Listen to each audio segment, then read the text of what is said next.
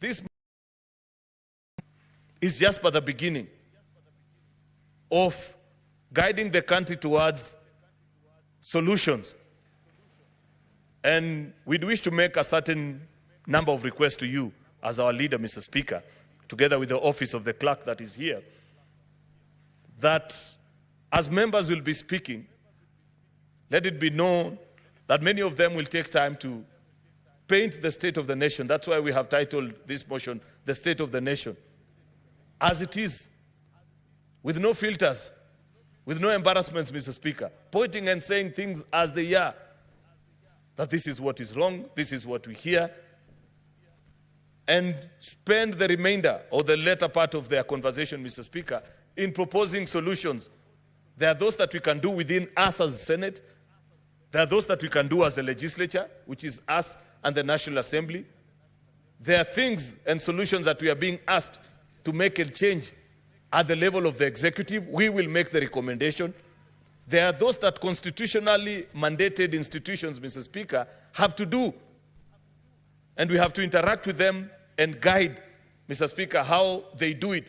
Because like I have already pointed out, Mr. Speaker, these are not normal times. And normal solutions will not get us out of this problem at this particular time, Mr. Speaker. Therefore, the request that we make to you is that get us staffers of Parliament who will classify, as members speak, all these challenges that you are speaking to and cluster them into the various thematic areas so that we are ready and willing to work whatever time over and above the call of duty, beyond even 6:30, Mr. Speaker, if that is what it will take, because unfortunately, we don't have time. That is the other thing that the young people are telling us. That's the other thing that I hear when I listen to what the country is saying. We are willing and ready to work, Mr. Speaker, so that we classify all these challenges and the various solutions that we are prescribing. Some of them have been suggested by other people outside the precincts of this House. Many others will be shared by these members because there are senior people here. There are people who are experienced. They know what the challenges are, and they know what the contribution can be. Therefore, Mr. Speaker, I want to appreciate the meeting that happened yesterday in the afternoon, where we agreed that not even apportioning blame at this particular time will rescue anybody. When the protesters showed up, Mr. Speaker, in Parliament last week, none of us was spared. And I'd like to say, rightly so. Because much as we may have wished that, deal with the National Assembly, they're the ones who are handling the finance bill, they don't care. They just know that you're leaders.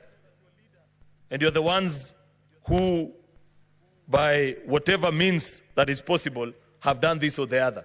And therefore we say that as a Senate, as we begin our reflection in the next few days, as we propose solutions, far-reaching implications, answers to questions that we are being asked as a people, in both our private and public spaces, Mr. Speaker. Because this conversation has not spared anybody.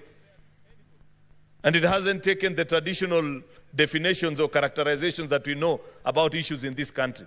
Nothing to do with religion, nothing to do with the tribe, nothing to do with class, Mr. Speaker. These are unique challenges that have caught over all of us. Mr. Speaker, therefore, we request that when we get our staffers to classify the challenges as they will be enlisted by the various members, say, for example, on the issue of corruption, and this is the proposals that are being made,